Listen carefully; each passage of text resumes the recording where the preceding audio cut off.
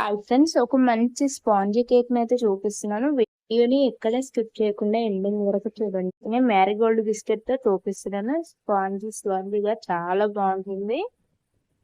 2 రూపాయల బిస్కెట్ ప్యాకెట్లు తీసుకొని మిక్సీ జార్ లోకి వేసుకోవాలి. తుంచి అందులోకి 1/2 కప్పు షుగర్ వేసుకొని మిక్సీ పట్టేసుకొని ఆ పౌడర్ ని ఒక బౌల్ లోకి తీసుకొని అందులోకి 2 స్పూన్ల cocoa powder, 1/2 spoon baking powder వేసుకొని కొన్ని పాలు పోసుకుంటూ కేక్ బ్యాటర్ ని ఇలా కలుపుకుంటామో అలా కలిపేసుకుంటూ అందులోకి లాస్ట్ లో 1/2 టీ స్పూన్ బేకింగ్ సోడా వేసుకొని కొన్ని పాలు పోసేసుకొని కలుపుకొని అందులోకి 1 స్పూన్ ఆయిల్ వేసుకొని మొత్తానికి కలిసేటట్టుగా కలిపేసుకొని ఇలా ఒక గిన్నెలోకి బటర్ పేపర్ వేసుకొని అందులోకి కేక్ బ్యాటర్ మీద పోసి అవలించి ఒక గిన్నె పెట్టేసుకొని అందులోకి ఉప్పు పోసేసుకొని ఒక స్టాండ్ అయితే పెట్టేసుకొని ఈ కేక్ బ్యాటర్ గిన్నెని స్టాండ్ పైన పెట్టేసి 30 నిమిషాలు ఉడికించుకున్నారంటే స్టవ్ ను మీడియం ఫ్లేమ్ లోనే ఉంచి చాలా బాగా ఉడికిపోతుంది. కేక్ అయితే చూడండి, స్పాంజీగా చాలా బాగా వచ్చింది. ఇక్కడ నేను చూపిస్తున్నాను చూడండి. టేస్ట్ ఇట్లా సూపర్ గా ఉంది.